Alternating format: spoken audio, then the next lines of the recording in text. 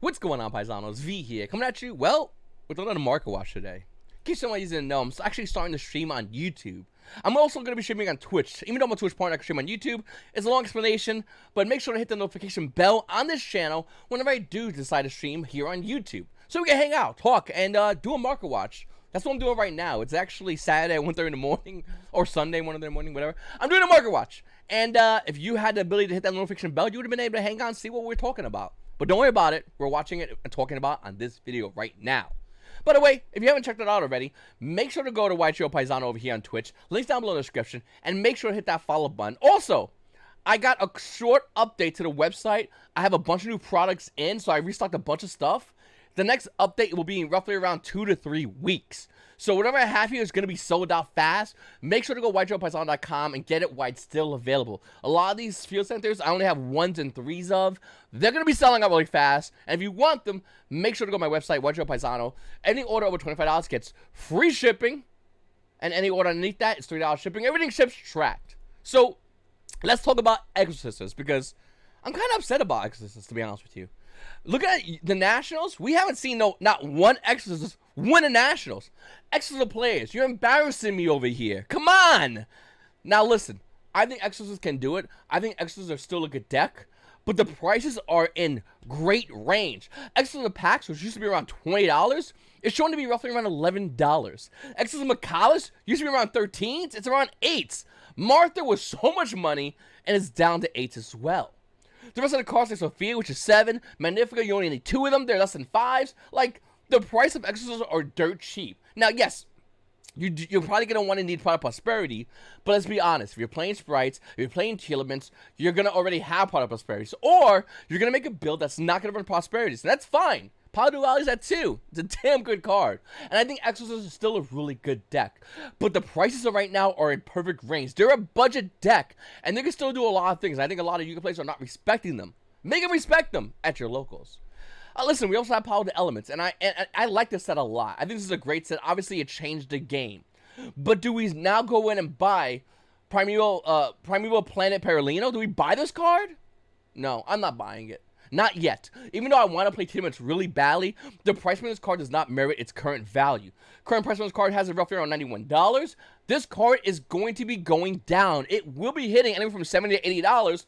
And that's when we go in and snipe the card. That's when we go in and buy the card. But do not buy it now. You will be overpaying by at least $30 to $60 a copy. Now, the rest of the cards in this set, obviously Ultimate Slayer is one of the cards I've been keeping an eye on.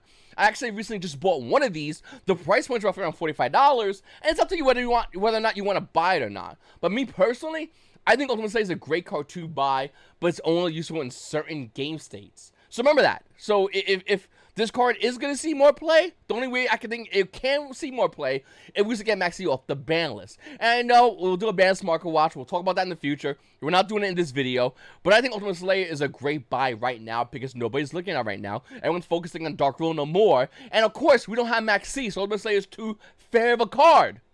With that said, I think Ultimate Slayer is a phenomenal card, and I definitely think, myself personally, I'm slowly going to be picking this card up as time goes on, getting my second and third copy. So, Tactical Masters is obviously out. A lot of you guys had a chance to look it over the set. The Runic cards, the CR Runic cards went down to less than half of their original value. Previous prices had these cards more, double their value for Runic Fountain and for Runic Tip. The rest of the Runic cards are dirt cheap. Besides, I think the Ultra Rare is still like $6. Yeah, it's going to be $6. Other than that, that's it. It's that cheap. It's not that expensive. Runics are relatively inexpensive, and you can play them in Tearlaments. You can play them as a pure version, or you can play them in Sky Strikers, depending what you want to do with Runics. Now, me personally, I think Runic Sky Strikers is the way. I will say this set has the waifu attacks. It has Labyrinth Servants, and these are the waifus. You got my lovely Labyrinth of the Silver Castle. See, it's thick. Card looks good, too. To be honest with you, I don't know if Labyrinths are going to see any play at all. I'm probably not going to. Unlike Live Twins / Evil Twins, I don't think they would see play in any deck at all. With that said, I might eventually one day get my playset of Labyrinth cards, only because Lily Labyrinth is thick. That's it. Alright, looking at Brothers of Legends, number 17, Leviathan Dragon Astral is a joke in its price point. Why is it so low in value, you might ask? Well, you already know the answer. It doesn't see no current Yu-Gi-Oh! Meta play. It only sees meta play in Edison format, and what has Konami done for Edison format? Nothing. Left it up to the stores. That's it. That's all they've done. And don't get me wrong, I love Edison format. I'm a huge fan. But if you look at number 17, Leviathan Dragon, I mean, this card over here was a horrible choice. There was other cards to pick. And then you might go, wait a minute, V. No, but the Yu-Gi-Oh! 5D show, dude, who cares? Okay? The card has a Ghost Rare. The card has an Ultimate Rare. The card has regular Duelist League promo rares. The card has a bunch of reprints over reprints. To make these cards an Astral Rare, I don't care about the Yu-Gi-Oh! 5D show. They could have picked any other card. Like, I don't know. It's calling out there, like, maybe like an Astral version of Ash Blossom with Joyous Spring. That'd be kind of cool. It'd be great if they did that. But no, we got number 17, and that's why it's $44. Then we have Burst of Destiny. Now, I really like this set a lot. Small World's a card everyone's going to be needing soon. If the Megatins come and certain cards are not reprinted, like, I don't know, Small World, this card is going to spike in value. No doubt about it. For our Flunderies players, we should be getting reprints of Flunderies cards in the Megatins. But listen, Ultra Rare M-Pen, looking pretty good. Now, do you buy Ultra Rare M-Pen right now, today? No, you don't do that yet. You wait till the Megatins come out, you wait till M-Pen gets reprinted, and the prices of these cards go down in value, and then we go in and get them. Trust me, there is a time and place. Same with Masquerade the Blazing Dragon, card $17. Like, no shot you're buying this card today. No way in hell at all. No. It's gonna get reprinted. Divine Herald is going down in value. Why? Because this card is still useful. It's useful in Ishizu Tearlaments, which aren't out yet.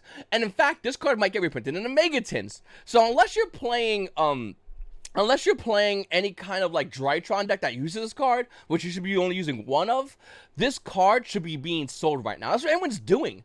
The price of the card currently right now in the market is roughly around $50.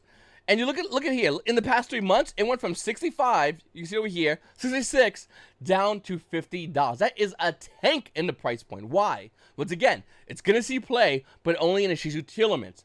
And to be honest with you, we're getting the Megatins before Ishizu Tearlaments come out, so if this gets reprinted, it goes down. But if the Megatins do get announced to be released, and we don't see this card, its price point will double minimal. Just throwing it out there, just giving you a heads up. This will double if it's not in the Megatins. I'm expecting it to be the Megatins, to be honest with you. It makes perfect sense. But if it doesn't, I'm right. If I get a Megatins, like, spoiler list, and this isn't in it, I am running to this card. And I'll make a video coming out once I get tracking that, make sure this is coming to me. All right. Power Prosperity had a Blazing Vortex. I made a mention about it being in the Megatins, and people said, V, it's not in the Megatins. Oh, I'm sorry. I'm sorry, everybody in chat. I didn't know you guys were psychic. I didn't know I'm talking to the goddamn X-Men out there. Okay? Because we all saw, and all of us know what's going to be in the Megatins. I forgot about that. I didn't know I was doing a markers for the X-Men. I apologize. Oh, okay, you don't have Power Seed in the future? Neither do I. What I'm saying is, there's a good chance of Blazing Vortex being in the Megatins. And by good chance, we're all guessing. Let's be honest with you. That's what we're doing. I mean, that's it, really. But look at that Blazing Vortex. Wouldn't it make sense they put Pride and Prosperity in the Megatins? Wouldn't it make sense they put Underworld Gods of the Closed World in the Megatins? And wouldn't it make sense they put these garbage Armed Dragon cards in the Megatins to make you feel like you're going to get something like, I don't know, Underworld Gods of the Closed World and Pride and Prosperity? Wouldn't Konami do that? Yeah, they do that. They do that in a heartbeat. So anyway, look at the price of Power Prosperity. It went up as high as $132. It needs a reprint, says anybody that thinks logically. You should. Look at the current price point of the card right now. Let's see how's Italian look like. Gia de la Prosperidad. Spanish? Ora de la Prosperidad. What the? Prosperidad. Okay. Anyway, looking at English versions of the card, it's that one over here about $105, then $110, and they kind of hover around that kind of price range for a while. I think Power Prosperity is obviously a card you can need at 3, but if you don't need it, don't buy it until we get the full spoiler list of the Megatins. And this is why the Megatins are so important. This is 100% why. Because the Megatins has a lot of reprints that we need, but what's not reprinted is what we should really be looking at. And that's important. Remember what, last year when the Megatins came out and Plunder Patrol wasn't on the Megatins? Was it last year? Was it a year before that? Anyway, cards are not reprinted in the Megatins normally go up in value. Crazy high. Like, insanely high. And I do think a lot of cards in the Megatins will do that as well that are not reprinted. So keep an eye on that. Alright. Alpha the Masterpiece is a phenomenal card. You're going to want to get this card. It's good against sprites. Seriously. The card obviously beats over Totally Awesome, but it also bounces. Look at Alpha Master Beast card right now. Ultra Rare is roughly around $2. And if you want a secret version, well, it's even more. Secret version of this card is, hold on a second, is roughly around $9. Yes, it has a Starlight Rare as well if you want to buy a Starlight Rare, but it's so much money. Why not buy the secret rare? We also have Infernoble Knight Renaud. Now, I know I tell you to buy or to sell, whatever. I like this card. I'm biased. I am not selling this card. Tell you right now. With that said, if you're saying, V, should I buy it for Noble Knight Renaud? No. No. Don't do that. With that said, this card needs a reprint. Like, seriously. Look at the value of it. It's roughly around $16 in the market price for Renaud. How crazy is that? It's a great card. Great artwork, and I like it. That's it.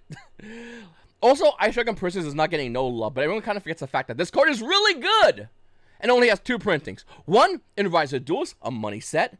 2 in 2021 10 Bows as a Prismatic Secret Rare. Both roughly around the $7 price point. Now, I'm telling you right now, this card is a keeper. It's a really good card that a lot of you players are just not respecting at the moment. I think Ice Dragon Princess is a phenomenal card. I personally own a playset of the Prismatic Secret Rares. They're really good, and I definitely don't recommend that this is a card you might want to consider picking up or trading or whatever. It's a great card. Sweating over here. Arch Nemesis Eschatos. This card up in value, obviously it has a price point of roughly around $11. Eschatos is a great card, and I do think that this card is only seeing play right now in sprites, and a certain build of sprites, and we don't even know if this card's good or bad. We don't know if it's worked out a lot. It only, well, to be honest with you, it only came in, what, 1 printing in Eternity Code? That's it? No reprints? Once again, Eternity Code was reprinted in Megatins, but they missed the Shadows. Am I wrong? Did it get a reprint? Let me see. I actually forgot if it got a reprint or not in the Megatins. Yeah, it definitely did. Ghost Mode got reprinted, right? 100%. Gearsu.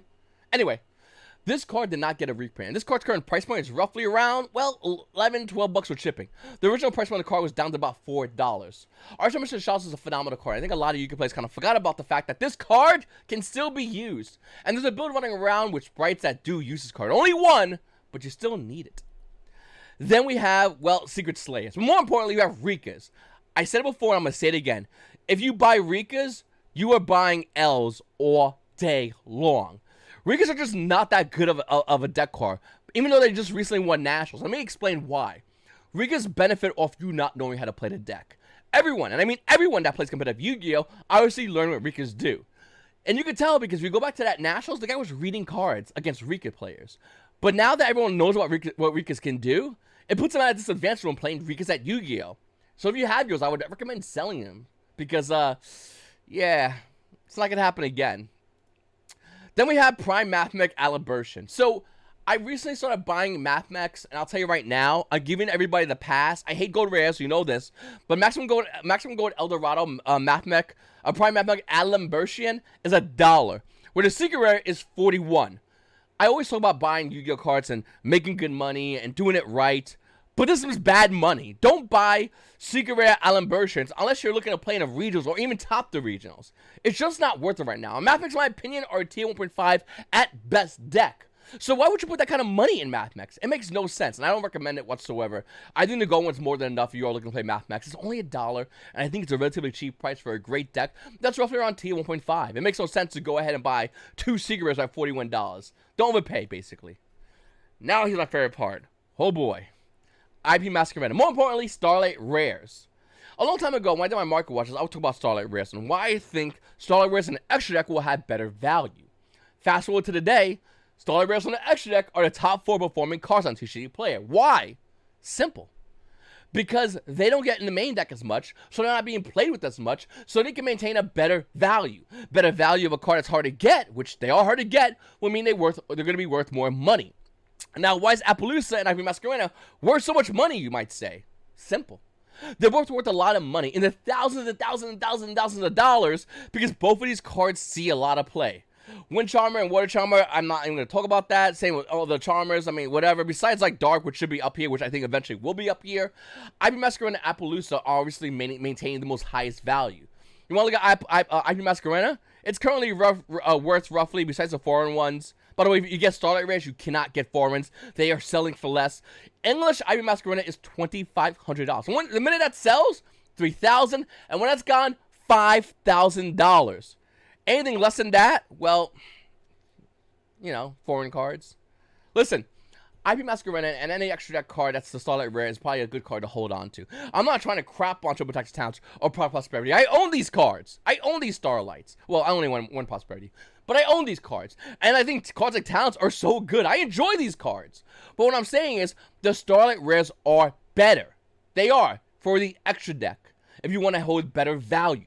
Main deck Starlight rares will not be as good. There will be always alternatives, and to be honest with you, nobody needs a main deck Starlight rare card, just like nobody really cares about main deck Ghost rares as opposed to other Ghost rares like Stardust Dragon and Black Rose Dragon. And Appaloosa and IP Masquerena are the Stardust Dragon and Black Rose Dragon of the Ghost rares.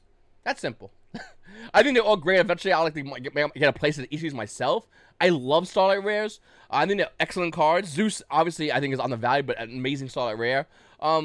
These are all great cards. And in time, maybe I'll eventually get them. What do you think? Should I get them? Should I not? You let me know. This is Paisano. I really appreciate you guys watching my videos. Make sure to subscribe. Check my website out, YGOPaisano.com. Go here and follow me on Twitch. We're streaming on YouTube, and it feels real good to do it. It's your boy V, and you Paisanos have a great day.